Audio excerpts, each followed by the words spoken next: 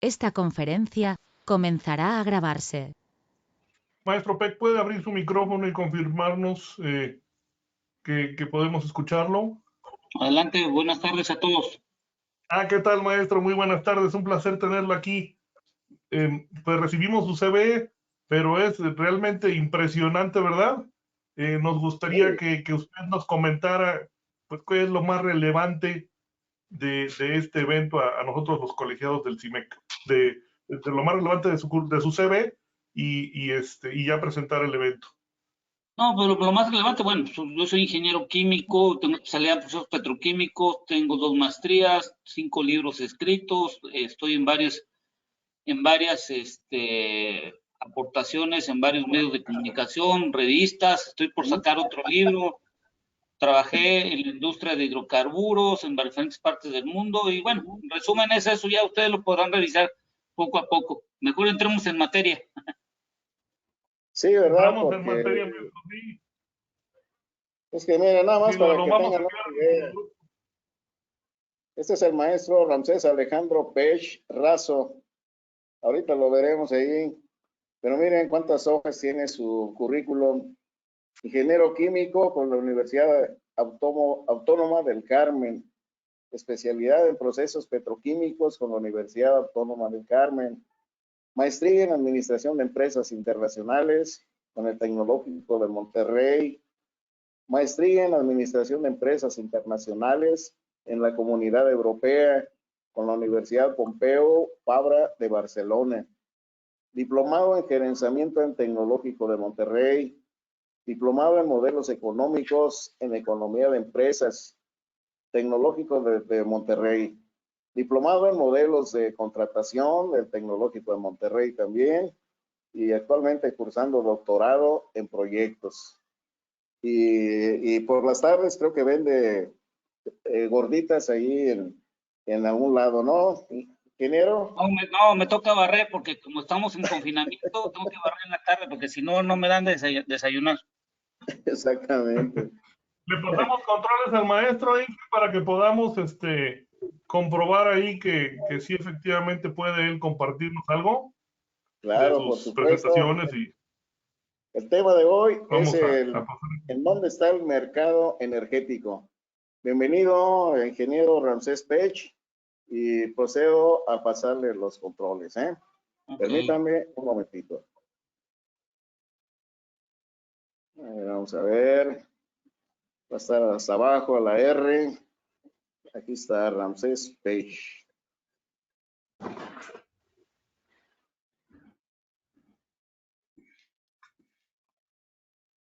Ok, ahí tienen los controles.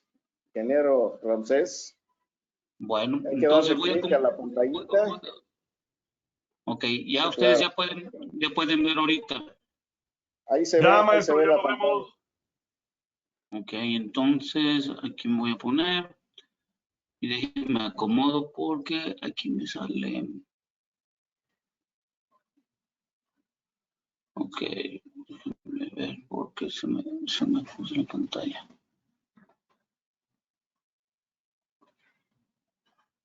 A ver, vamos a ver. Imprimimos. Y ok, déjame ver cómo hago esto.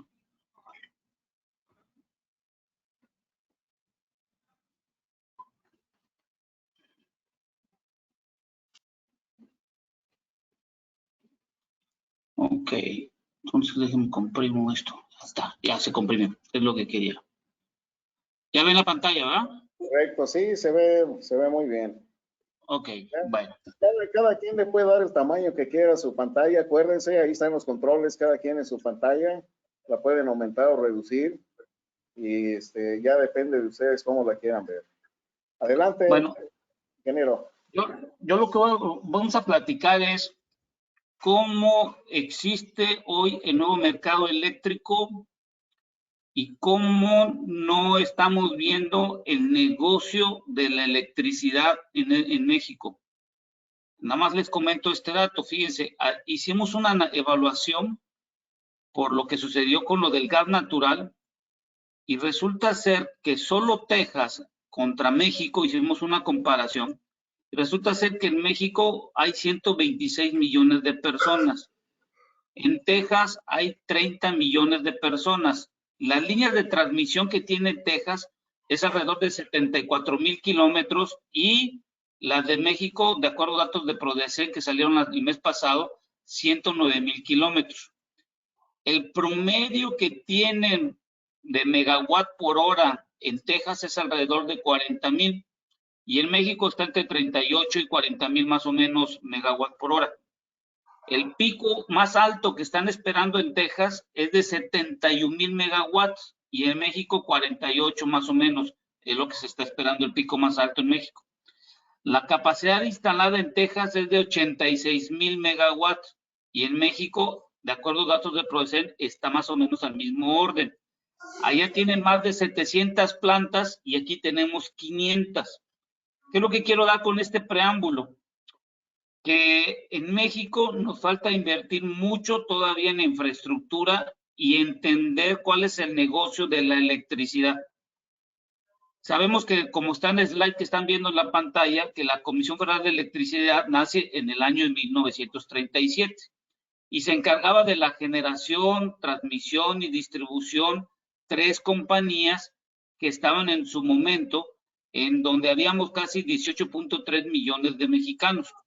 Y esas 3 empresas tenían mucha dificultad y lo que se hizo, como todos los países en esa época que iniciaron muchos después de la revolución industrial, es que no existía la infraestructura para poder llegar a la electricidad y como lo pueden ver ahí, solo llegaba a 7 millones de personas.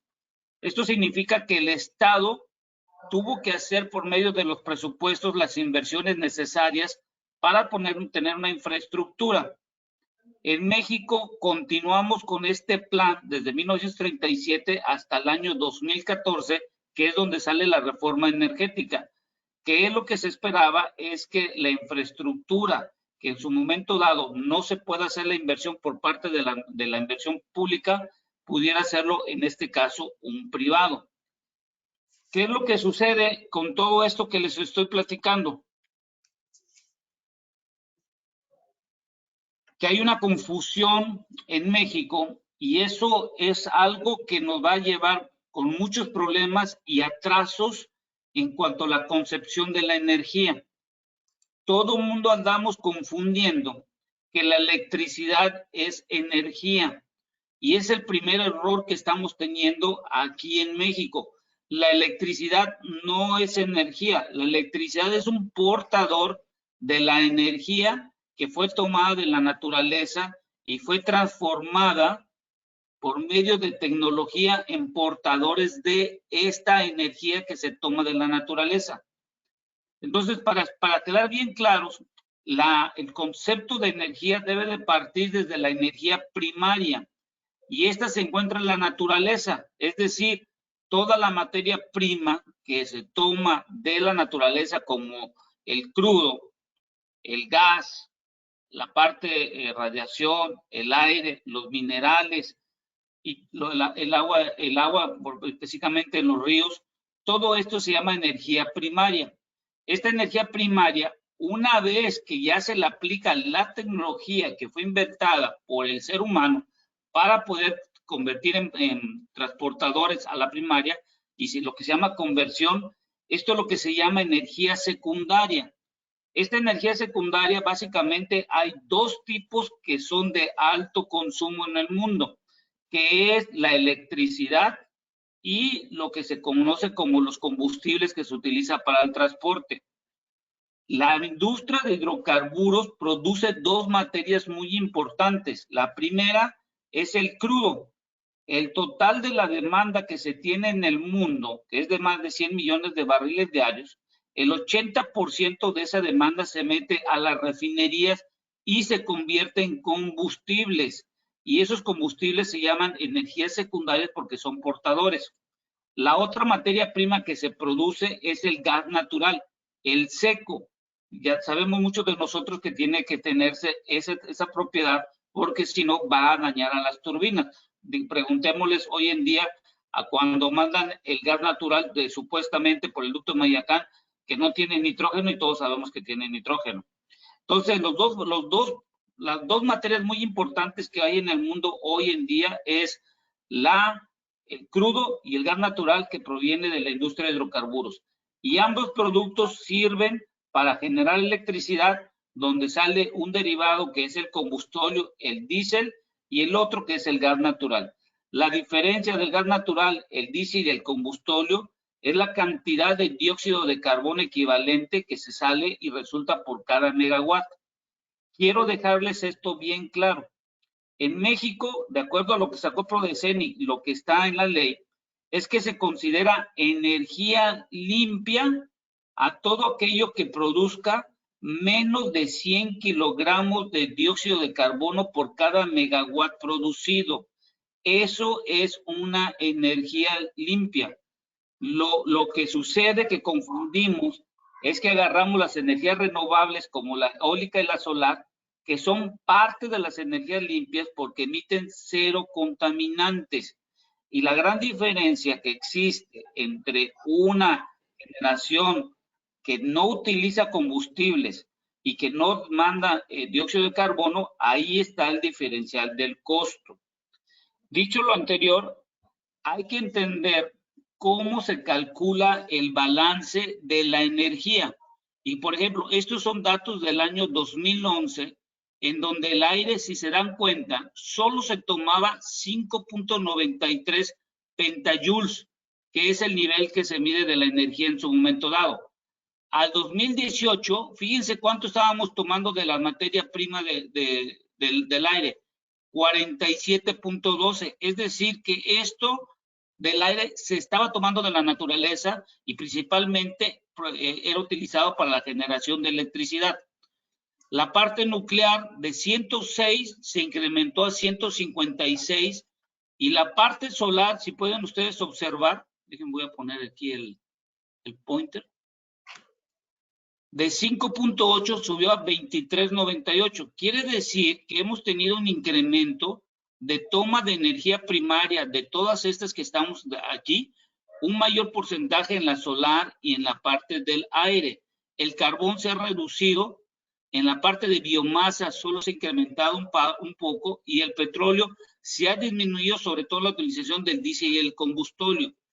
La parte de la refinación ha disminuido, hemos convertido menos combustibles por las refinerías que están en nuestro país, pero esta diferencia nos está dando hoy en día que vamos a consumir una mayor cantidad si las refinerías no se pueden poner al tiro los últimos años.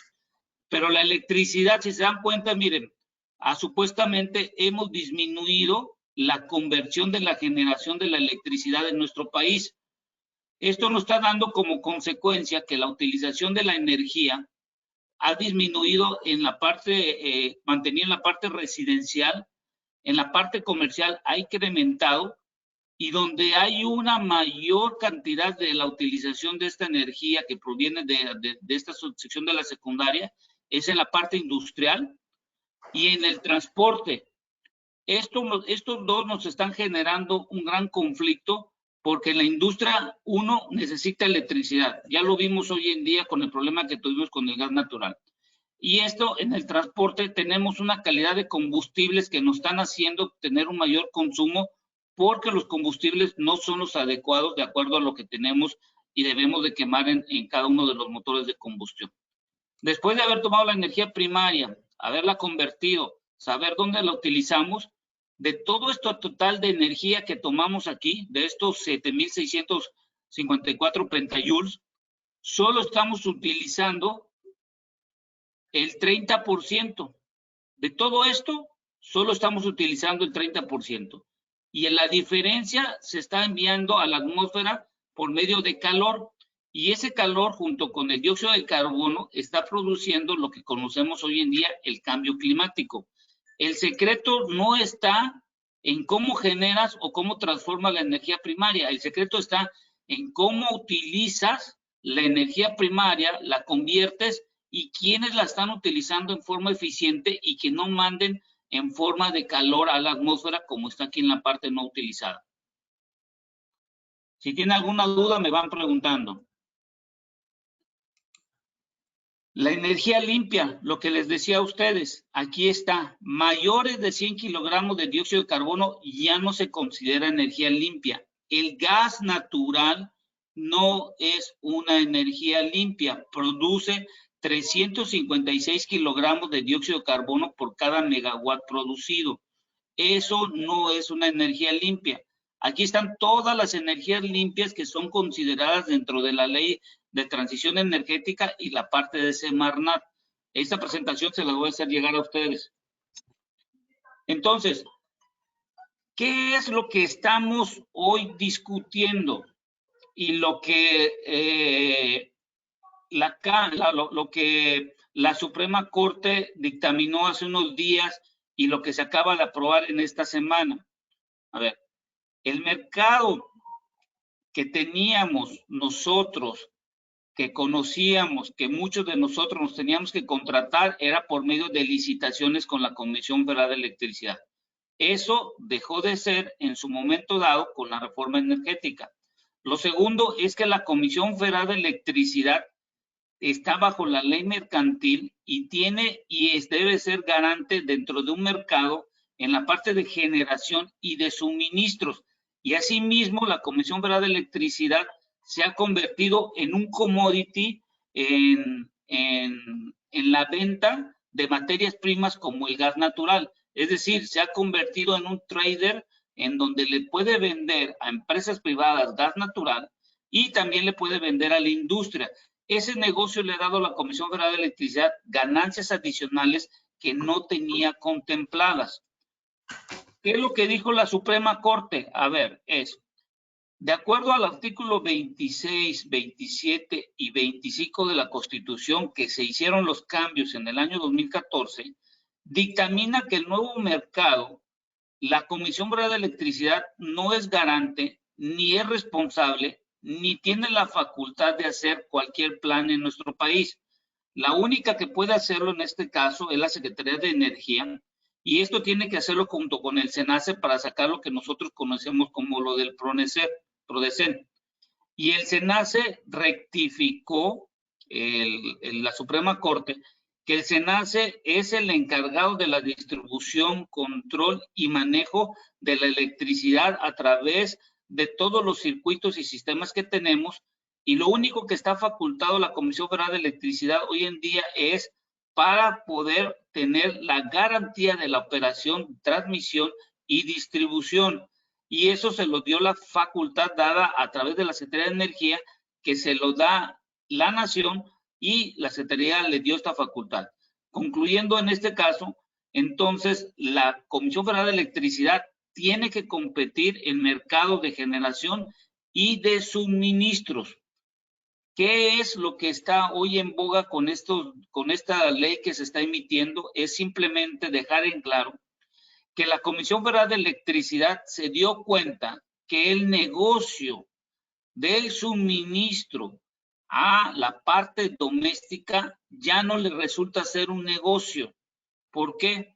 Porque la Comisión Federal de Electricidad se dio cuenta que del total del dinero que existe en el mercado del negocio de la electricidad, solo tienen como control el 24% del total del dinero, aunque tenga más de 40 millones de usuarios.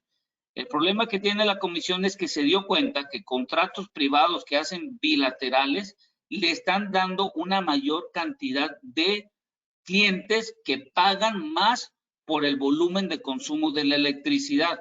Lo que quiere la Comisión Federal de Electricidad es que le permitan hacer contratos bilaterales con privados, hoy cosa que no le dejan, que le permitan tener acceso a nuevos clientes y que le puedan reconocer ciertos costos que son atribuidos a la Comisión Federal de Electricidad cuando entran sus plantas de reservas o cuando tienen que salir en un momento dado que el SENACE les indique por meter las energías renovables. Pero el inconveniente que se tiene por parte de la Comisión Federal de Electricidad es que, de acuerdo al plan de negocios, podrá ser más eficiente siempre y cuando le puedan otorgar una mayor cantidad de presupuesto y pueda tener acceso a capital.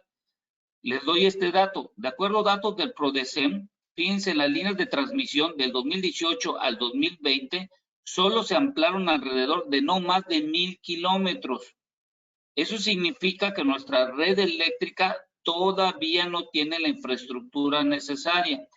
Y de acuerdo a análisis que hemos podido realizar en donde hay las quemas y hemos visto los pronósticos de incendios y toda la estadística que hemos evaluado, hay ciertas líneas de transmisión que deberían de reforzar para poder tener y aguantar las temperaturas que se pueden tener por la quema de pastizales. Sabemos que hay puntos que en forma anualizada ahí se queman, pero hemos visto que no se han hecho los reforzamientos para que puedan tener una mayor resistencia térmica las líneas de transmisión. Dicho lo anterior, les voy a dejar esto, no lo voy a leer, pero esto lo que nos va a ayudar es que hay cierta información que la propuesta que se metió el día a la Cámara de Diputados, en esta parte izquierda, es lo que está promoviendo, sujeto a los criterios de planeación. Y aquí dice el por qué. Permisos de generación deben estar rigurosamente alineados a los criterios de planeación del Sistema Eléctrico Nacional.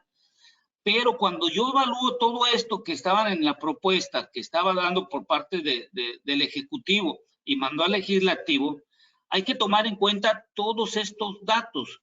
Supuestamente, en el año 2019, habían casi 74.574 gigawatts, y donde de esto que se produjo de la generación de la electricidad, de energías limpias, había 23.46% de lo que se generaba. Y al 2020, a septiembre, el 27.64%. Quiere decir que las energías limpias, no quiere decir que son las renovables simplemente, sino hay también biocombustibles y varias que generan electricidad, ha aumentado. Otro dato que hay que tener, el consumo bruto, de acuerdo al sistema eléctrico nacional, hay un crecimiento anual de 2.9%. Este consumo bruto lo que me está diciendo es que si yo no tengo la capacidad de reacción para generar en un momento dado, voy a tener un gran inconveniente de poder hacer la transmisión de la electricidad. Lo vimos hoy en día con lo del gas natural. Se prendieron hidroeléctricas, no teníamos plantas que tuvieran el combustóleo necesario, ni el diésel, y tuvimos que estar haciendo un sinnúmero de prender las máquinas cuando todo mundo pensaba, el público pensaba que prender una planta de generación de electricidad es como prender la bomba de agua para que suba el agua a tu tinaco cuando no lo tienes, sin saber que es muy complicado prender una planta y depende mucho de la tecnología que tú quieras prender. El otro es que la empresa y la gran industria, lo que les platicaba, miren, ¿cuánto es el consumo final? 24.7 en dinero y 62.8 del consumo final en dineros. Las líneas de transmisión, miren, en el 2018 al 2019 solo aumentó 0.8% y del 2019 al 20 solo se ampliaron 94 kilómetros. Esto de las líneas de transmisión es un negocio que creo que se debería acercar uno a la Secretaría de Energía y sobre todo explicarle y hacer de todas las unifilares que se tienen en el país, decirle, fíjate que aquí se necesita hacer un reforzamiento por esto y lo demás. Yo veo que las redes unifilares, muchas de esas necesitan un reforzamiento y una actualización de las líneas de transmisión por los cambios climáticos que vamos a tener, ya sea por el enfriamiento de la temperatura, que lo vimos en estos días en el norte del país, o por los cambios de temperatura que se están alcanzando temperaturas por arriba de los 40 grados centígrados, que cuando hay una quema de pastizal, de acuerdo a lo que hemos podido evaluar, se alcanzan temperaturas mayores de 200 hasta 350 grados centígrados por la sensación térmica. E imagínense los cables, ¿qué es lo que sucede? Se tienen que salir fuera del circuito si estos no tienen una resistencia térmica a la temperatura. ¿Qué hay que considerar? De acuerdo al punto 1 que presentaron, bueno, pues es esto que ustedes van a evaluar. El crecimiento sería la próxima década de casi alrededor de 17,000 megawatts, es decir, nos faltarían todavía plantas de generación. En México hay instalado 86,000, pero solo se utiliza de esta capacidad instalada solo el 50%. ¿Qué quiere decir? Que la eficiencia que tenemos en general de la generación en nuestro país nos da un rendimiento de cada planta no mayor al 50%. Es decir, estamos desaprovechando mucho de la forma como estamos generando la tecnología, y creo que las plantas duales y todas aquellas que utilicen diésel o algún combustible líquido, es necesario que cambien a plantas de ciclo combinado para aumentar la eficiencia y la generación de la electricidad. Pero todo esto depende de la cantidad de dinero que le puedan asignar por parte del gobierno o las administraciones a la Comisión Federal de Electricidad, si queremos que siga siendo la misma estructura que se tenía desde el año de 1937. Lo otro, la CRE no podrá y no tendrá las atribuciones sobre quién se puede interconectar a la red. Aquí lo importante es que el SENACE, cuando yo quiero hacer una interconexión, tengo que pasar los 3 estudios que me solicita para determinar si tengo que hacer un reforzamiento, una línea nueva, o en su caso para que yo me pueda conectar a la subestación, la línea nueva. Hay 2 términos que el SENACE maneja. Si tú quieres manejar tu línea nueva, es tu obligación la operación y que cumplas con el código red. O la otra, la inversión que tú hagas, la tienes que transferírsela a la parte del gobierno para que la administre la CFE. Lo que sucede hoy en día, por ejemplo, con las energías que se llaman las renovables o intermitentes, como se llaman, es que cuando salieron las subastas de largo plazo, las primeras se les permitió, sin los estudios, poder participar. Esto quiere decir que alguien tenía un terrenito y lo que hizo es, yo entro a licitar, pero no sé si me puedo interconectar. Me van a dar chances de que yo lo haga. Pero cuando ya empezaron a hacer el proyecto, se dieron cuenta que la línea de interconexión que querían subirse les quedaba a 4 o a 8 kilómetros, o cuando hacían el estudio de interconexión, no podían abrirles un espacio en la línea por parte de SENACE porque ya estaban saturados. Eso lo que ocasionó en las energías solar y eólica es que se les incrementaban los costos entre un 40 a un 60%, y eso ya lo sacaba de la inversión que habían programado ellos. La segunda propuesta que el Ejecutivo mandó es que los certificados CEL. A ver, estos certificados CEL, aquí les dejo la liga, COFESE ya mandó una recomendación, sería bueno que la pudieran leer, esta es muy importante, porque los certificados CEL lo que están buscando y lo que ya fue probado, es que cualquier inversión a partir después del 2016 podía tener acceso a estos certificados que les permitían poder recuperar la inversión separándolo del costo de generación. Hoy, si bien vemos los datos de la Comisión Reguladora de Energía que cada mes saca de acuerdo el cálculo de las tarifas domésticas, indica que la generación de electricidad con eólica de subastas de largo plazo cuesta alrededor de $21 el megawatt, más la parte de CEL, que son $10 alrededor, sería 31. Pero cuando yo reviso los contratos legados o lo que genera la Comisión Federal de Electricidad en la parte eólica, resulta ser que cuesta alrededor de $90.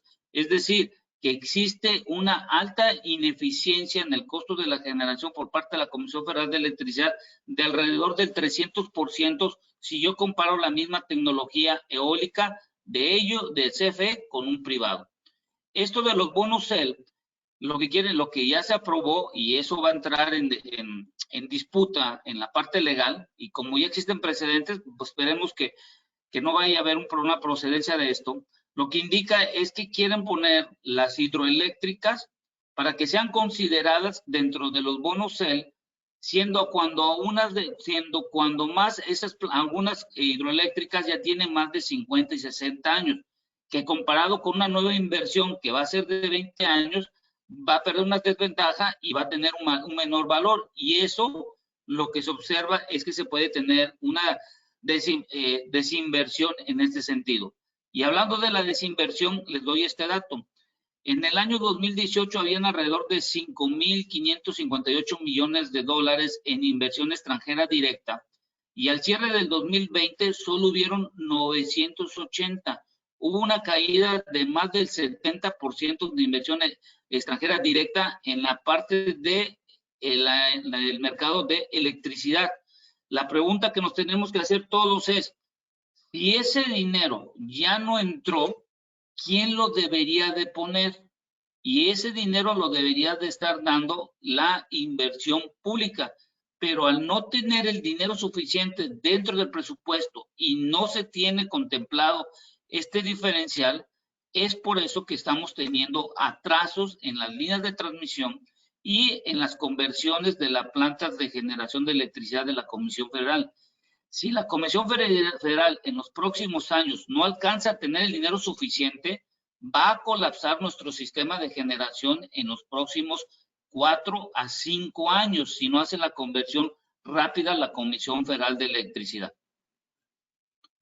La tercera propuesta que se dio y que fue aprobada, pero lo importante no es que haya sido aprobada, sino hay que tomar los precedentes y sobre todo en qué nos tenemos que fundamentar en la parte técnica.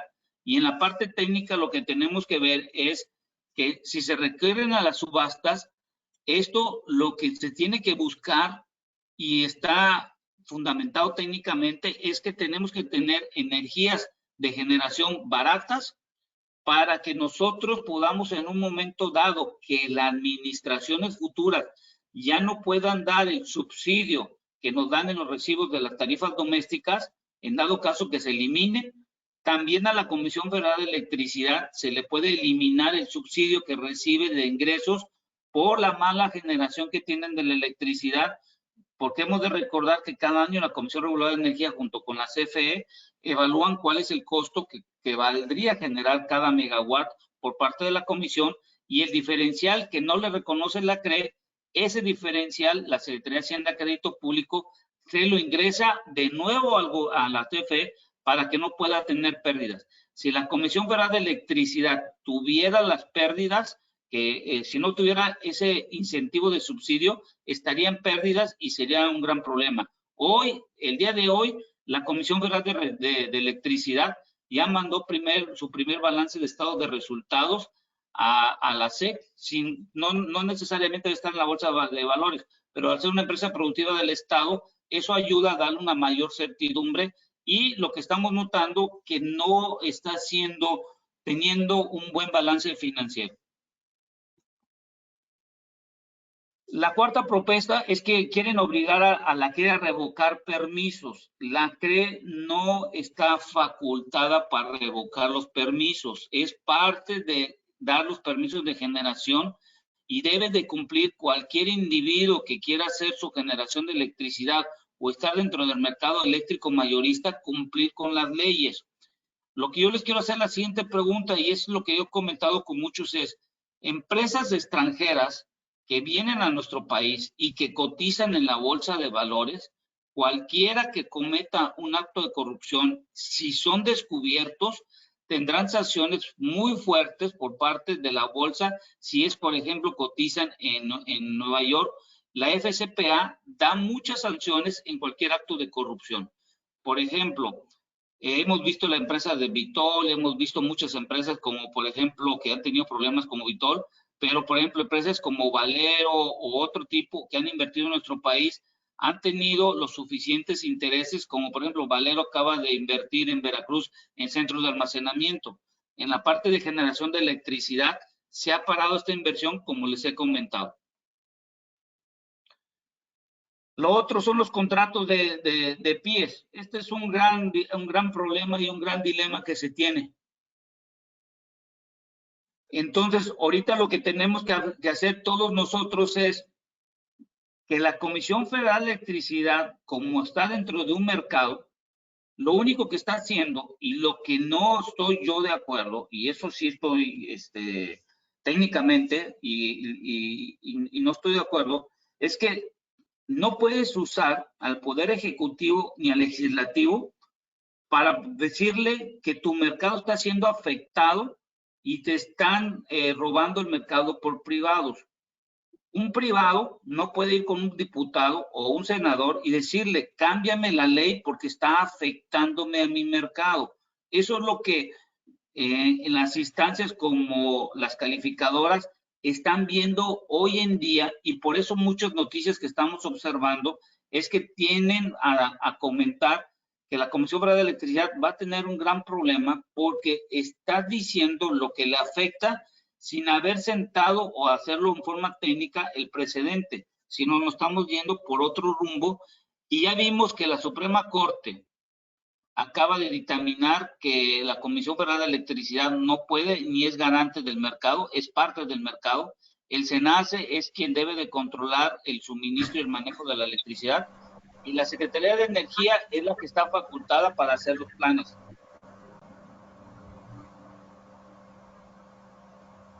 ¿Qué es lo que necesitamos en el mercado eléctrico? De acuerdo a lo que yo he podido observar, primero, una estructura de la red de interconexiones. Es lo primero que hay que tener. Segundo, el SENACE debe ser un operador de un sistema independiente. No deben influir sobre de él. Lo segundo, estuve revisando en Estados Unidos cómo manejan ellos la electricidad, y ellos han creado organizaciones regionales de transmisión. Es decir, son empresas sin fin de lucro que tienen el beneficio de ayudar a poder manejar la electricidad en el país. ¿Qué considerar para consolidarlo? Ya la Suprema Corte estableció el día 3 de febrero, y esto es importante, ya se los voy a dar la presentación, que la CFE no tiene la facultad para la planeación y operación del Sistema Eléctrico Nacional. La CFE no puede proponer proyectos estratégicos. La CENER no podrá definir proyectos estratégicos de centrales eléctricas. O sea, no pueden decidir quién puede o quién debe de poner una planta. La CRE no podrá y no tendrá las atribuciones de solicitar quién se puede interconectar a la red. Es una decisión del SENACE técnica, en el sentido si necesita un reforzamiento, una línea nueva o algo que no afecta al sistema de transmisión. Y ratificaron al SENACE como el garante de las decisiones. Esto es lo que la Corte acaba de informar el día 3 de febrero, y este es el precedente. Por eso lo que mandaron hoy a la Cámara de Diputados y está en el Senado y posiblemente sea aprobado, esto va a venir una serie de amparos y de cambios solicitados, y al final de cuentas, con este precedente del 3 de febrero, mucho de lo que se propuso va a ser rechazado. A mí lo que más me preocupa es que esto va a tardar alrededor de 7 meses. Esos meses este año de 2021 no van a haber nuevas inversiones, ni privadas ni públicas, por la incertidumbre que hoy en día se está generando. En septiembre se tiene que entregar el presupuesto por parte de la Secretaría de Hacienda Crédito Público. Si a la Comisión Federal de Electricidad de este año le reducieron el presupuesto de generación en un 9%, si es que queremos que la Comisión Federal de Electricidad sea el garante de la generación y el suministro de la electricidad, parte de eso dependerá del presupuesto. ¿Qué calculamos? Que a la Comisión Federal de Electricidad, del presupuesto que se le dio este año, necesitan incrementarse entre un 30 y un 40%. Pregunta, si la política hoy en día financiera, no política ideológica, financiera, es no tener deuda, hoy en día vamos a depender mucho de los ingresos bien puestos que se pueden tener. Pero si hoy en día no hay inversión extranjera directa que incremente un flujo de efectivo de dinero que circule, no van a haber nuevas empresas que se le puedan cobrar los impuestos respectivos, no va a haber nuevos empleos y no va a haber nómina. Entonces, por lo tanto, la empresa productiva del Estado va a depender entonces de que le den el presupuesto adicional o que pueda colocar deuda en instancias financieras internacionales o nacionales. Sobre las energías intermitentes, no poder rechazar el estudio para establecer, no se pueden rechazar ningún proyecto de energías renovables por parte del SENACE, y solo se podrán rechazar si técnicamente no cumplen. Y la otra que es importante, y esto está muy a la par de lo que aprobaron y lo que dijo la Suprema Corte el 3 de febrero, el SENACE no debe instruir en cualquier momento la asignación y despacho de unidades de centrales fuera de mérito. Esto lo que importa es que el artículo 28, que dice en la Constitución, todo aquel que sea bajo la nación, bajo nuestro país, como individuo, tiene el derecho de tener energía barata, energía que esté las 24 horas y que sea eficiente. Cuando tú revisas el recibo de tu luz como usuario doméstico, en el recibo del lado izquierdo encontrarás lo que se llama el costo del mercado eléctrico mayorista. Ahí, cuando uno lo revisa, en muchos de los recibos, si no el más del 70% en la parte doméstica, entre el 40 hasta llega a veces el 60% del costo de cada kilowatt representa la transmisión y distribución. ¿Qué quiere decir esto? Que en México nos cuesta mucho transmitir la electricidad y la generación a veces representa entre el 24 y el 35%, dependiendo de la zona. El problema que tenemos nosotros en la transmisión son los nodos que se tienen en ciertas regiones y las horas pico en su momento dado. Y este fenómeno lo observamos mucho en la península de Yucatán, en donde ahí en las horas, en los momentos picos de calor, se pueden llegar hasta tener una demanda de más de 2.500 megawatts por hora, cuando la generación que se tiene en esa zona es de 1.000. Esto genera un problema al SENACE porque tiene que buscar electricidad de otras latitudes de la República Mexicana para compensar la demanda en las horas pico. Por eso vamos a observar que si no hay una buena reestructuración de las líneas de transmisión y sobre todo yo creo que se tendría que hacer un diagnóstico y presentárselo a la Comisión Federal, perdón, a la Secretaría de Energía, en establecer que cuál parte de los unifilares se está causando un problema y cuáles necesitan reforzamiento, porque lo que hace el PRODECEN es que mete o amplía la línea de transmisión y distribución en función del dinero que pudiera tener disponible. Entonces, el nuevo mercado eléctrico ya llegó y ha llegado a su fin, el que empezó en el 1937. Hoy hay un mercado que apenas tiene 5 años, estamos en pañales, todavía no es un mercado maduro, estamos en pañales todavía. El modelo de 1937, para que teníamos la infraestructura y que invirtió la parte pública, ya llegó a su fin, ya no es el suficiente dinero y no lo tenemos. Tiene que haber una inversión entre la pública y la privada. Disminuir los riesgos de la inversión debe ser por la parte pública y más por los privados para que puedan generar una mayor cantidad de impuestos. Creo que si nos podemos entender entre lo público y lo privado, sabemos que cada una de ellas tiene un beneficio en el negocio de la industria eléctrica, pero al final de cuentas el beneficio es para el país. Imagínense que no nos pongamos de acuerdo los próximos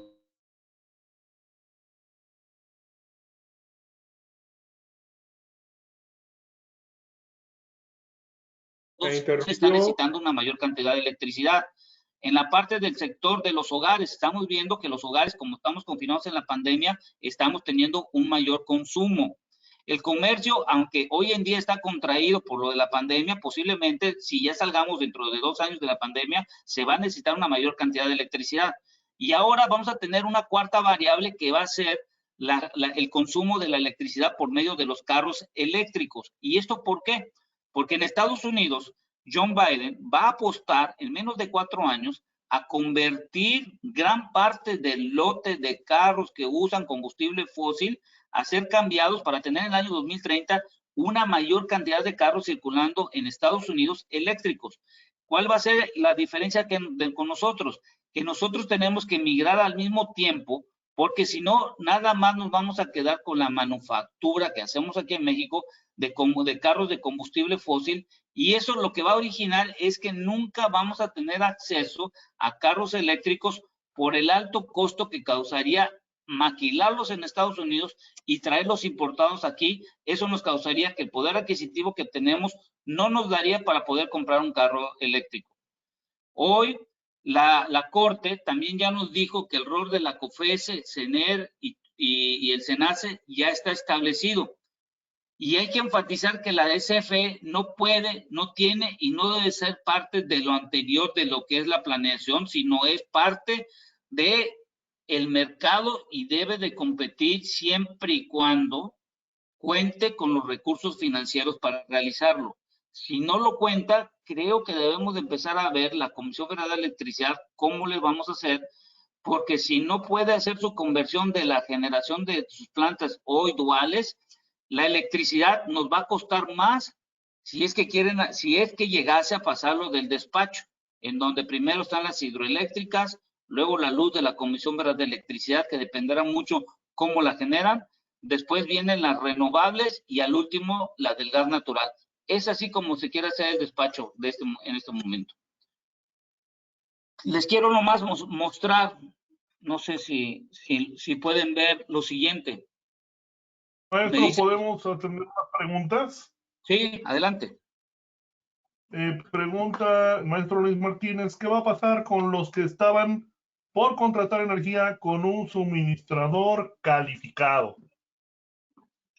Ellos no van a tener ningún problema porque la ley no es retroactiva, sino van a continuar. Lo único que hay que ver es que si eres representado dentro del mercado por un suministrador o en dado caso tienes algún contrato bilateral con un generador y tú eres el suministrador dentro del mercado eléctrico, tendrías que estar revisando el costo de tu generación dependiendo de cómo está lo de la materia prima. El despacho que te vayan a hacer, ahí hay que platicar con el SENACE en dado caso de, pero yo lo que les digo, que en base a lo que hoy la Suprema Corte, el día 3 de febrero, dejó el precedente, yo creo que la ley que está aprobada por lo pronto en la Cámara de Diputados y en el Senado, en dado caso que resulte, va a seguir una serie de amparos y sobre todo la COFESE ya está emitiendo varias recomendaciones y esto va a resultar en que va a ser una pérdida de tiempo, una letra muerta de lo que se mandó, porque no puedes cambiar, al menos que cambie la Constitución, y eso no va a dar tiempo, los artículos 27, 25 y 28.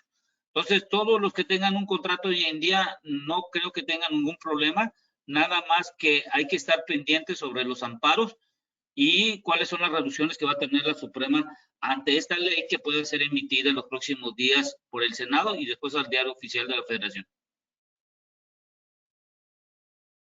Gracias, maestro. Hay otro par de preguntas. Dice, nuestros colegios de... no es una afirmación, dice Carlos Armando, nuestros colegios de profesionistas estamos obligados a opinar o alzar la voz en los temas de energía, en el Poder Legislativo y el Poder Ejecutivo. Bueno, también dice Luis Martínez, ¿cambiarán los PML con el cambio de despacho? Bueno, es una buena pregunta porque la verdad, si ustedes revisan las propuestas, hay muchas cosas que no fueron considerados, ni el PML, ni el despacho, porque acuérdate que en el SENACE tú tienes que estar diciéndole cuando es a 24 horas, lo de potencia, PML, tienes que hablar con el SENACE.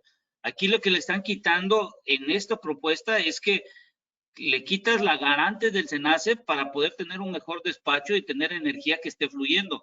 Entonces, los PML es algo que todavía no hemos podido y la verdad les voy a decir, en la Cámara de Diputados, en esa, no sé cómo le llamaron, de informe o presentaciones que se dieron, fue muy poca la gente técnica que pudo presentar un documento en donde pudieran tomar en cuenta como lo del PML, lo de la generación y todo lo demás. Y como dijo el comentario anterior, yo sé que los colegios deben opinar, pero el problema es que no nos escuchan. Y la única forma que nos pueden escuchar es, si me lo permiten, es haciéndoles diagnósticos por parte de las organizaciones, haciéndoselas llegar y dejando precedentes en este sentido. Y creo que uno de los que podrían ayudar, y ustedes que son parte de la parte de eléctrica, es el Consejo Empresarial. El Consejo Empresarial está muy preocupado porque en sí ellos ven que si la electricidad les cuesta más, el costo de cada producto de la industria va a aumentar y eso va a disminuir sus ventas porque la gente no va a tener el mismo poder adquisitivo. Entonces, con respecto a los PML, todavía no hay una certeza y yo creo que ustedes deberían, si ustedes me lo permiten, presentar algún documento o algo sobre las líneas de transmisión y distribución, porque ahí está el problema que tenemos hoy en día. Maestro, nada más para ahora sí que el público en general, el PML, la definición. Es el, a ver, déjame verlo porque no, tantas cosas que tengo en la cabeza. Déjame, se los busco dónde está en el internet para que lo podamos ver. Espérame tantito. A ver. Se nace, a ver, PML, se nace.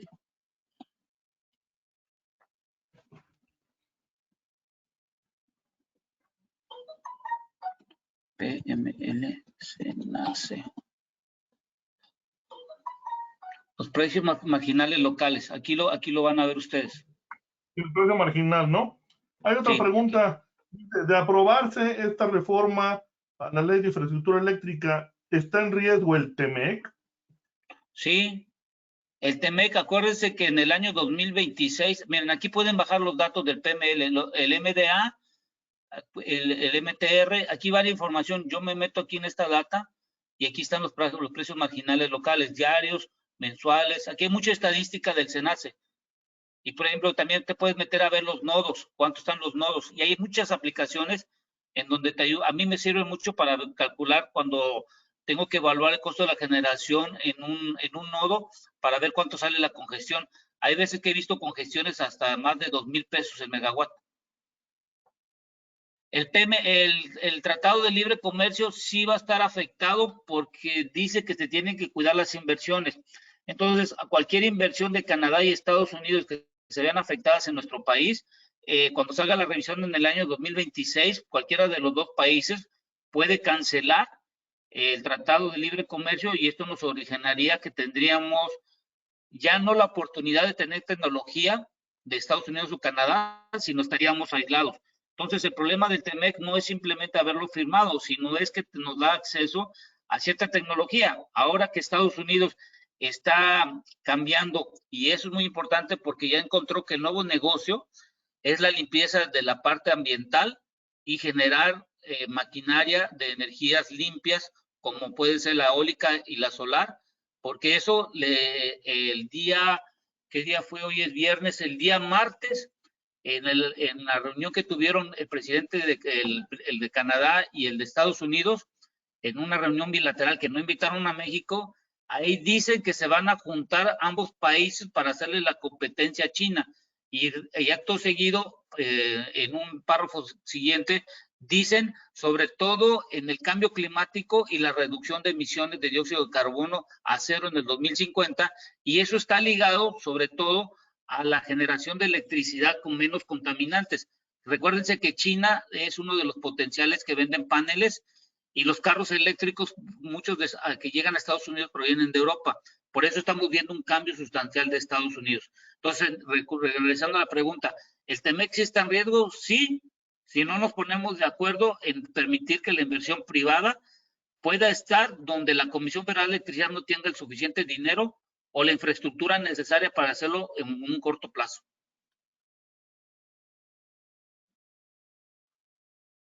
Bien, maestro, eso es todo por el momento. Bueno, miren, si ustedes tienen oportunidad, a mí me gusta mucho meterme en las páginas sobre todo de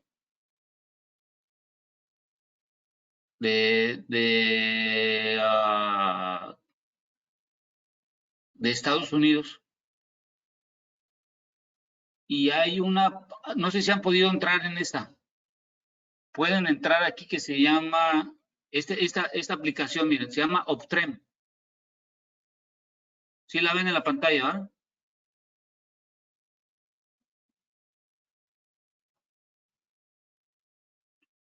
En esa doctrina a mí me gusta porque tú puedes tomar los datos estadísticos, por ejemplo, de biomasa, eólica, fotovoltaica, geotérmica, hidroeléctrica de nuestro país. Estos son datos de nuestro país.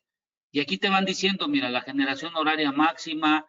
Hay mucha estadística que te sirve para la parte eléctrica para tomar decisiones.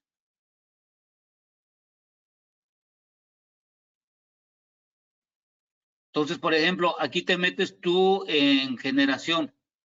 Te metes en el mercado, en el CEN.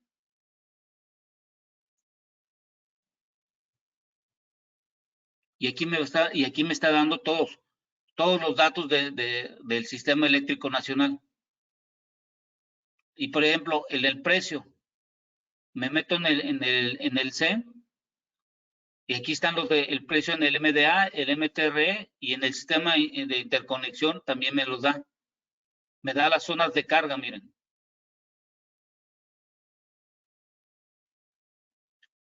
Aquí están, miren. El PML, ya lo vieron, el precio marginal local. O sea, hay muchas, esta aplicación se llama Optrend MX para que puedan entrar. Y hay mucha información que te puede ayudar. Por ejemplo, en Estados Unidos, yo me meto y en Estados Unidos, de acuerdo a lo que vi ahorita de EIA que está, a mí me sorprende, en Estados Unidos consumen entre 350 hasta picos de 450,000 megawatts por hora. Entonces, por ejemplo, en México nuestros picos son de entre 38 y 40,000. ¿Qué significa esto? Que ellos consumen, ahí está, miren, ¿cuánto están consumiendo a estas horas? 450,000 megawatts por hora. Imagínate, y nosotros consumimos estas horas como 40. Ellos consumen 10 veces más que nosotros. Entonces, por ejemplo, eso es lo que le llamamos nosotros lo de ERCO. Y ERCO, que es lo de Texas, miren, ¿cuánto está consumiendo Texas ahorita? 39,000 megawatts. Y cuando yo me meto al SENACE, lo que vimos ahorita no pasa ni de 38. Entonces, el problema aquí en nuestro país es que no es la Comisión Federal de Electricidad, sino es cómo están realizados los planes de infraestructura de la generación de electricidad, transmisión, distribución y suministro.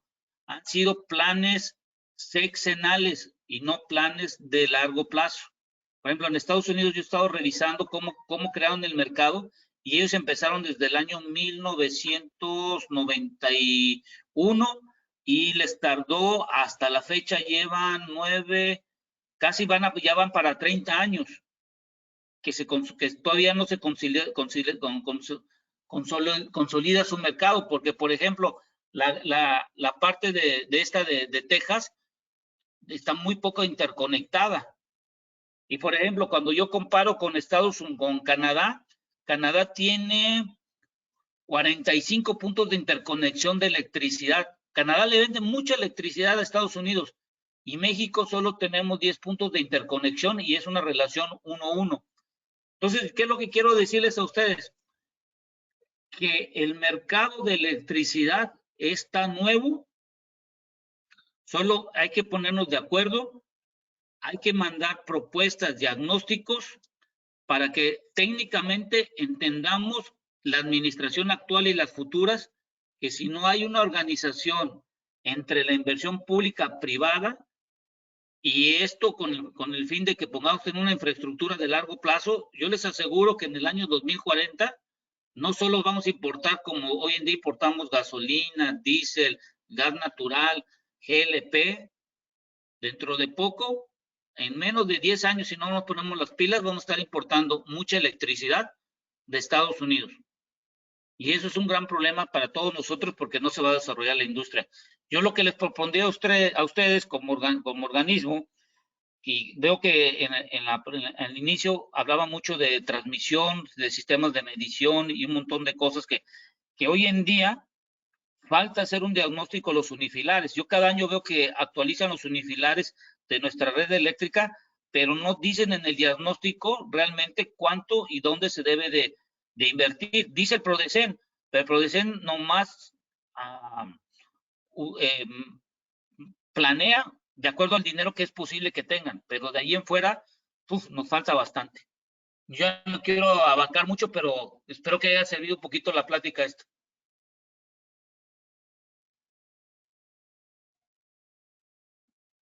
Excelente, señor Pech. A ver, déjenme ver cómo le hacen esto para... Hagan sus preguntas, jóvenes. Hay mucho que preguntar en el tema. No se queden con nada, por favor. A ver, ¿cómo paro la pantalla para que ya... Hay un cuadro rojo de stop en la parte de arriba, me parece. Y con eso deja de compartir. Eso. Ya está. Si gustan pueden tomar el micrófono, adelante por favor, para que podamos ampliar más el tema, que salgan más preguntas o más aclaraciones, alguien que quiera compartir algo.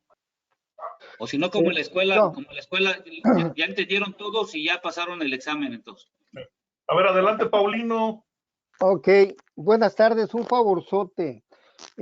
Al inicio de este sexenio estaban programadas las interconexiones, más que nada la construcción de líneas entre el sistema eléctrico nacional, lo que es la parte fuerte, con las áreas que están desconectadas, en este caso Baja California Sur, y también conectar una línea de corriente directa desde, creo que es de Oaxaca hacia otra parte. ¿En qué está influyendo el que se hayan cancelado esas interconexiones o construcción de redes de esa línea de transmisión de corriente directa?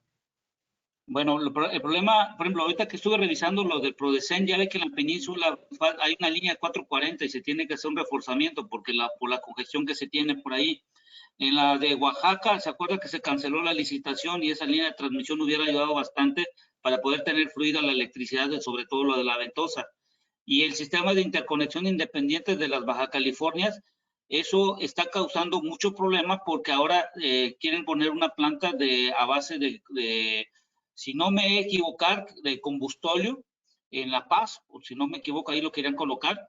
Y eso lo que nos está haciendo es que el desarrollo económico en estas zonas que están sin una interconexión al sistema eléctrico nacional, están teniendo muchos problemas para poder tener crecimiento en la parte industrial.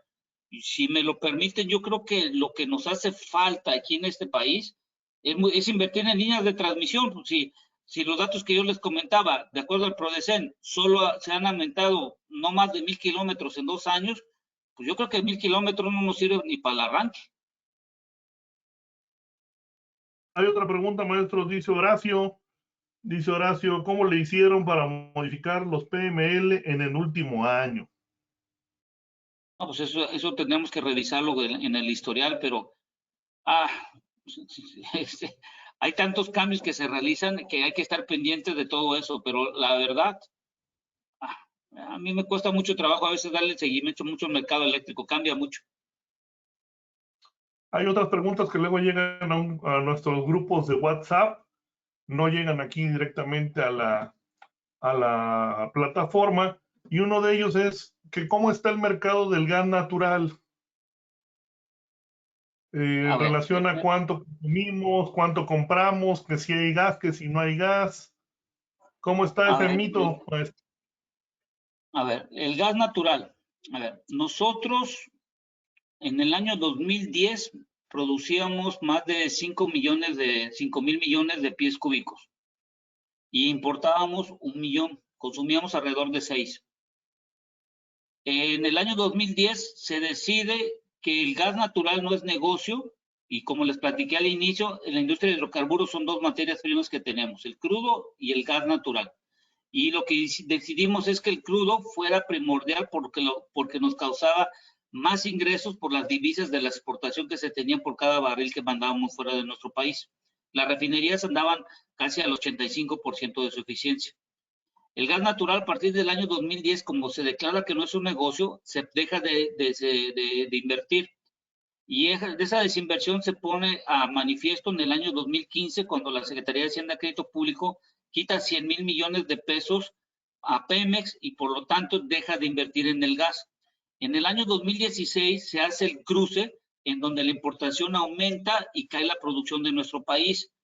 Al día de hoy consumimos más de 8,000 millones de pies cúbicos diarios, de los cuales más o menos estamos hablando de el 70% lo importamos, es decir, importamos alrededor de 5,500 a 6,000 millones de pies cúbicos y el resto es de producción del país.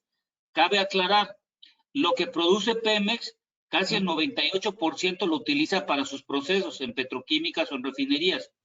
El gas que utilizamos nosotros, que es el gas natural, mayormente es importado y se utiliza en la industria.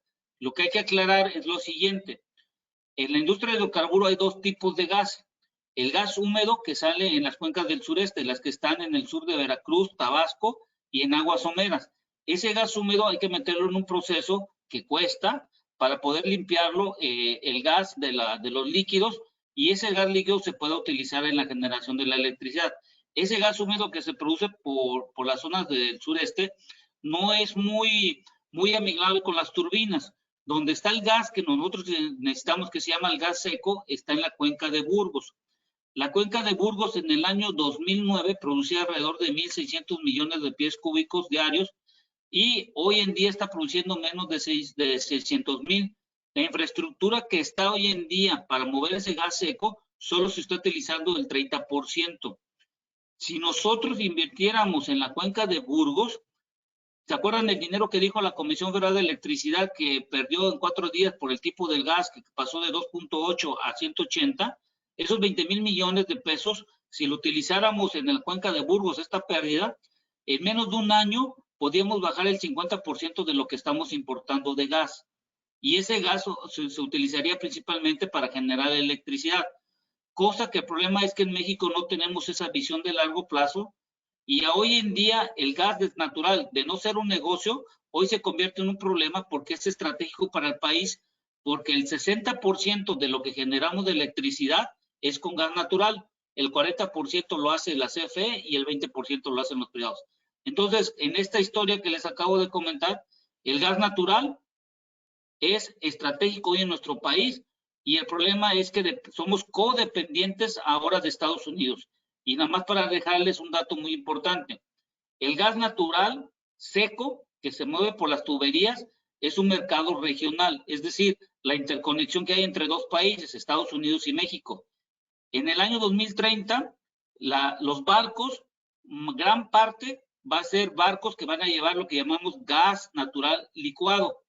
¿Por qué? Porque y va a ser el gas natural, tanto en su fase líquida como se tiene comprimida, como el gas seco que se mete en los ductos y el gas natural licuado es porque se transporta por medio de barcos, va a ser la que va a tener un mayor incremento de demanda a partir del 2030 y el crudo va a mantenerse en los niveles que hoy en día está a partir del 2030 hasta cuando menos 50 años más. Y lo que va a aumentar es el gas natural. Cuando escuchen ustedes que dicen reducción de emisiones de cero de dióxido de carbono, no significa que van a dejar de quemar gas natural. Significa que lo que se queme hoy en día, el dióxido de carbono que se emane de la combustión, va a ser capturado por medio de equipos que hoy en día se están haciendo investigaciones y ya hay en la Bolsa de Valores, por ejemplo, en el Reino Unido, que te venden la captura de dióxido de carbono, y eso lo que te va a ayudar es a que tengas emisiones cero. Por ejemplo, en el Reino Unido, yo fui y se utilizan lo que llamamos los Heat Recovery System, que son los recuperadores de calor que pueden salir de los compresores cuando, por ejemplo, los del gas, es decir, recuperas el calor. Eso es el nuevo negocio y por eso cuando oigan emisiones de cero de dióxido de carbono es que van a recuperar de todas las combustiones que se puedan hacer en el mundo el dióxido de carbono y ese va a ser el negocio hoy en día. Gracias, maestro. Hay otra pregunta. Dice, a su criterio, ¿los servicios conexos deben ser comercializados en el mercado eléctrico o no? Depende del negocio que quieras hacer, porque lo que tiene la Comisión Federal de Electricidad ahorita es que está peleando eso. A ver, hay los servicios conexos de interconexión, el mercado PML, el mercado de potencia y todo lo demás. Yo lo que he podido ver con los proyectos que hemos revisado para la generación y instalación de una planta de generación de electricidad, el problema que hemos observado es que las reglas en cómo lo puedes vender todavía no están bien establecidas porque cuando llegas en el sentido de que influyes o afectas a la Comisión Federal de Electricidad en este tiempo, te ponen muchos peros.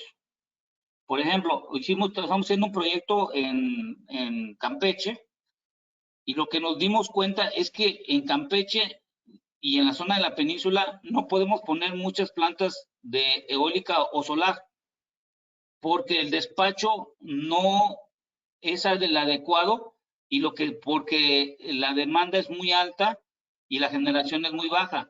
Entonces, lo que vemos nosotros en la generación de electricidad es que se necesitan plantas de generación que puedan encender rápido, constante, para que puedan ser despachadas lo más rápido posible. Entonces, cuando hacemos la pregunta si los conexos y todo lo demás, les digo la verdad, depende mucho del nodo, depende mucho de la posición donde estés y depende mucho de la planta que tú estás generando, qué tan lejos estás de la subestación o qué tan cerca estás de las líneas de 440, 115 o 220 y que el SENACE te dé espacio. El problema aquí en México, que los proyectos que se hacen aquí en México, es que primero, no sé si hagan abogados, si hay abogados, discúlpenme, primero hacemos contratos sin saber técnicamente si se puede hacer. Hoy es el tiempo de todos los que estudiamos ingeniería y los que nos hemos metido a instalar plantas y todo lo demás, explicar que el negocio de la electricidad, si no hay una planeación técnica, mejor ni te metas a hacer negocios. Eso es lo que yo quiero dejar claro aquí. Con Nexos o lo que tú quieras llamar, pero si no hay una planeación técnica, mejor ni meternos a hacer ningún proyecto de generación de electricidad. Porque el suministro, lo que yo he observado, que el problema de suministro es que tienes que tener los medidores, tener gente que te esté revisando o tener los medidores en forma remota donde tú puedas tener las lecturas. O sea, el mercado del suministro todavía está un poco verde y muy complicado. El de generación no tanto, pero el de generación depende mucho de cómo el lugar donde escojas tú sea el mejor para el negocio. Una pregunta. Adelante. Comentario. A raíz de la toma de posesión de Biden, salió un artículo, no sé si es oficial o no oficial, donde se comentaba que hay planes de hacer una sola infraestructura eléctrica desde Canadá hasta Colombia, o sea, pasando por México y Centroamérica. Eso, si es cierto, pues obliga a que la infraestructura en México debe estar muy bien hecha para que pueda haber un suministro o paso de energía eléctrica. ¿Qué sabes respecto a eso? Bueno, Estados Unidos con Canadá, de acuerdo a la semana pasada, sí hay de algo de cierto. Y lo que están haciendo ellos dos es que Canadá tiene más de 30 interconexiones con Estados Unidos. Van a reforzar las líneas eléctricas entre ambos países. Eso sí es cierto.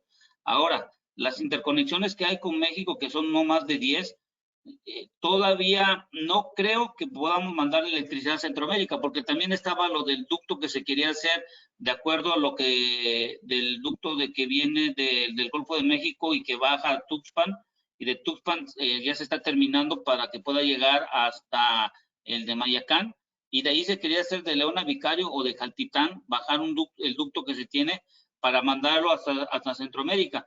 Pero con las políticas que tenemos hoy en día energéticas de esta administración, todo esto está siendo parado.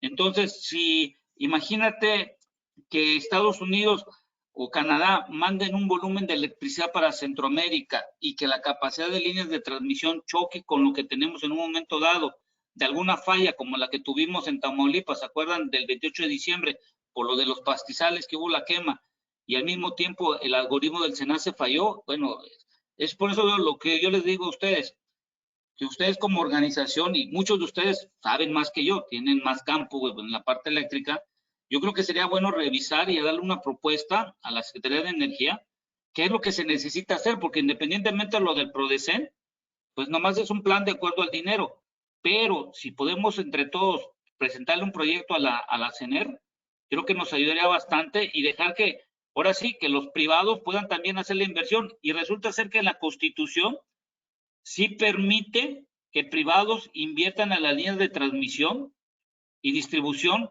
siempre y cuando ellos no sean los que manejen la operatividad de estas líneas. Pero sí se puede hacer la inversión, hay que buscar el modo. Otra pregunta. Con todo esto que está pasando de la iniciativa preferente, y lo del código de red, que creo que hasta este momento las generadoras son las que se les ha reconvenido para que tengan cumplimiento con código de red. ¿Qué perspectiva le ves tú de la aplicación y sobre todo de sanción de código de red a los centros de carga?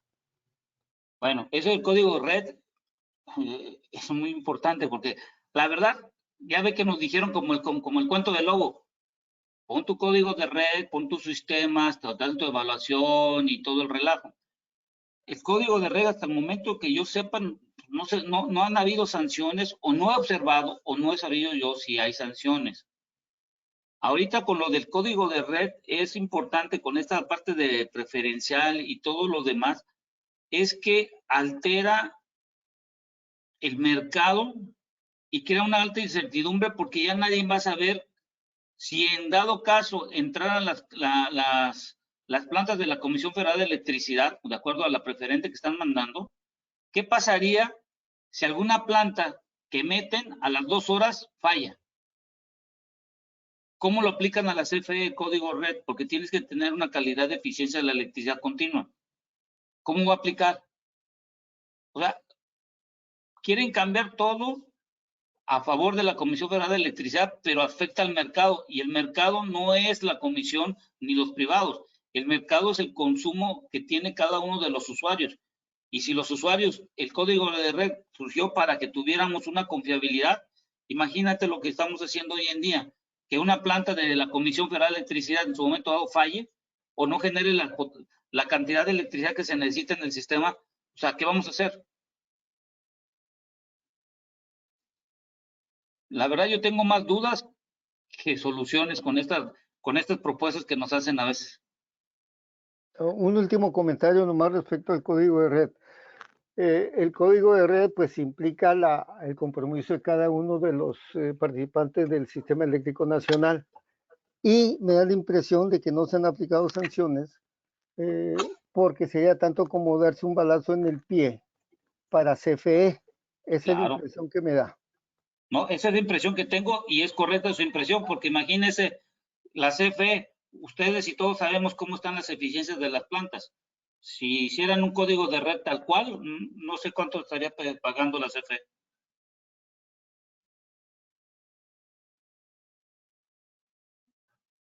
Yo quiero hacer una pregunta. Soy Jorge Ugalde y esta plática tan interesante me recordó el año 1992, cuando alguien le dijo al licenciado Carlos Salinas: tu primer tratado de libre comercio va a fallar porque no vamos a tener suficiente electricidad en este país. Y se paró de puntas. Salinas le pidió a los diputados que cambiaran la ley del Servicio Público de Energía Eléctrica en ese momento, sin cambiar el artículo 27 constitucional, y se aprobó la generación de particulares que por toda la vida había estado prohibida. Fue una solución que empezaron los particulares con la desconfianza de que, como no estaba modificado el artículo 27 constitucional, pues así como se había modificado la ley del servicio público, permitiendo, pues se podría modificar, prohibiendo otra vez.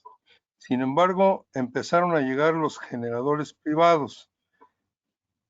¿Cuál es tu perspectiva del año 92 al 2021 de si aquella solución, pues desde mi punto de vista fue buena, pero ¿qué se podría aprovechar de aquella experiencia para aplicarla ahora?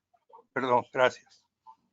Bueno, lo que podemos aplicar es lo siguiente, es que a partir de esa fecha tuvimos generaciones de electricidad y muchos de los activos, por ejemplo, he estado revisando de los que están dentro de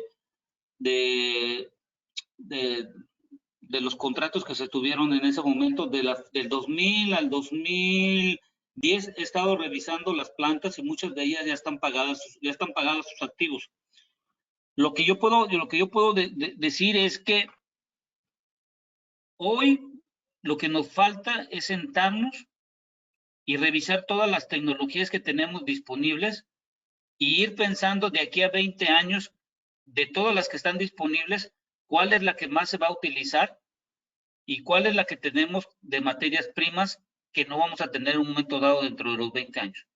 El problema que tenemos aquí en México es que no hemos hecho una planeación, sino que hemos hecho visiones sexenales en función de lo que creemos en su momento dado por cada una de las administraciones. Ahorita necesitamos en el 2021 que los técnicos revisen junto con la Secretaría de Energía, evaluar y decir, hoy tenemos tantas plantas de generación de electricidad de este tipo. Al año 2020 sabemos que la generación de electricidad mayormente va a ser 50% de gas natural y 50% de energías limpias. Llámese lo que platicamos hace un momento, que pueden tener también combustión. Y hacer un plan estratégico con las líneas de transmisión en función, como me hicieron la pregunta anterior, donde no hay la conectividad. Sin conectividad no hay generación y sin generación no hay crecimiento en el país. No puede ser posible que hoy, 2021, ha comprado el año 1992, y muchos de ustedes no me van a dejar mentir, muchas de nuestras casas, en cada cuarto, nada más había un enchufe. Hoy en el 2021, me puse el otro día a revisar, y con mi hijo es arquitecto, y están poniendo por cada cuarto alrededor de 1, 2, 3, 4, 5, 6 conexiones para toma de corriente de electricidad, cuando antes era una. ¿Qué significa todo esto? Que el mundo y todas nuestras actividades, el 99.9% de todas nuestras actividades necesita electricidad. Por lo tanto, si no hacemos una planeación, que en su momento en el 92 fue algo urgente, de algo que nos dijeron que posiblemente nos iba a afectar, hoy tenemos la experiencia para hacer un plan adecuado para el año 2040, 2050, en función de que todo lo que vamos a hacer hoy en día, hasta el transporte, va a necesitar electricidad. Entonces, ¿qué puedo yo resumir?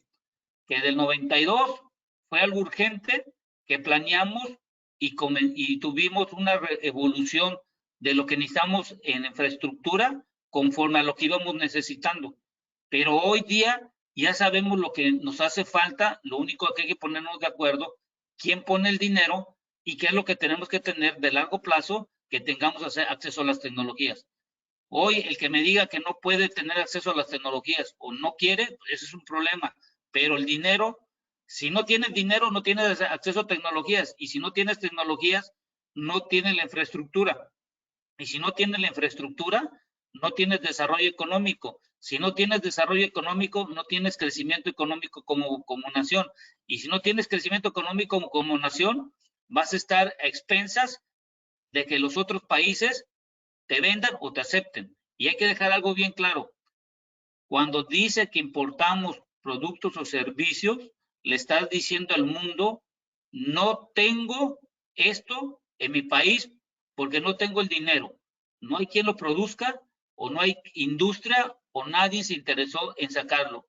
Cuando importamos y tenemos una balanza comercial diferente, eso significa que no estamos preocupados por tener conocimiento, y eso es muy importante a raíz de lo que pasó en 1992, que no teníamos conocimiento, y hoy muchos de los que estamos hoy en la reunión, a lo largo de todos esos años, ya tenemos conocimiento, solo que nos dejen aplicarlo y con eso, olvídate, vamos para arriba.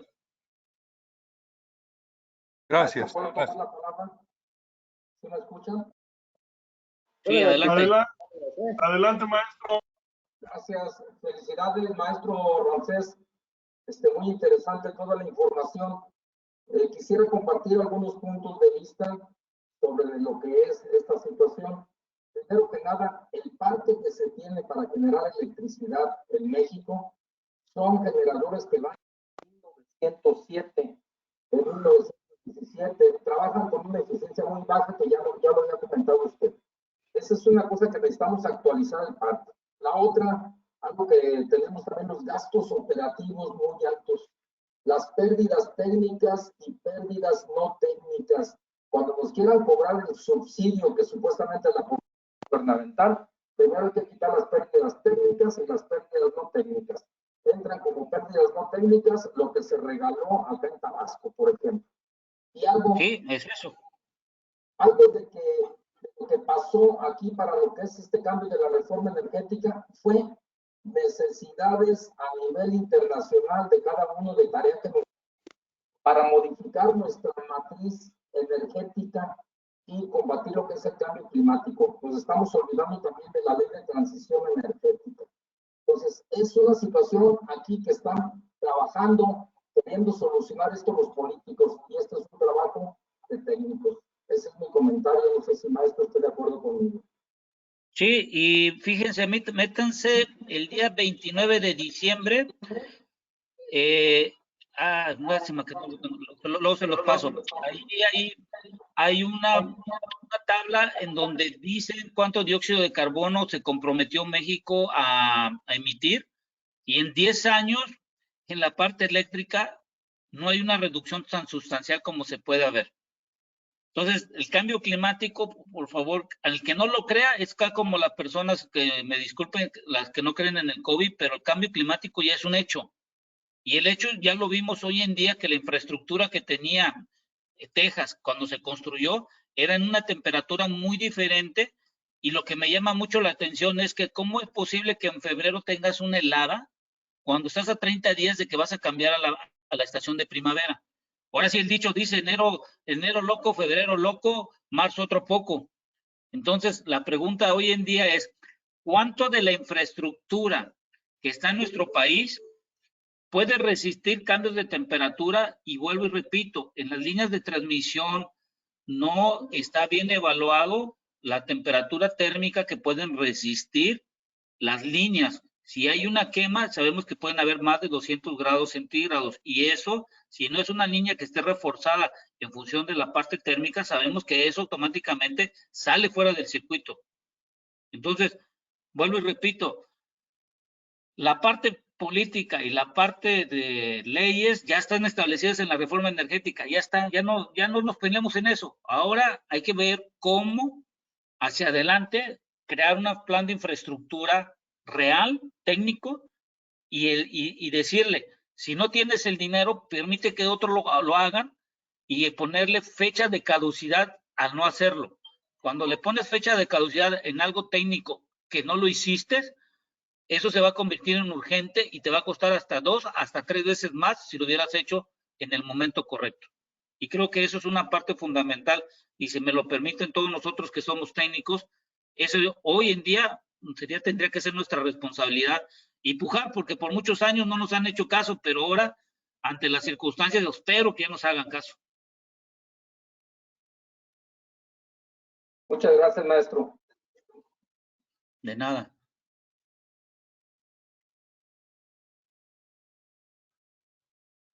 Bueno, no sé si hay más preguntas. A ver, déjeme ver. Pues no, al parecer no. ¿Alguna otra pregunta? Si no, para poder cerrar la sesión. Agradecemos de antemano al maestro Ramsés por su tiempo y por sus datos, su explicación. Excelente, maestro, muchas gracias. Muchas gracias. Un comentario nomás. La explicación ha sido excelente, la exposición.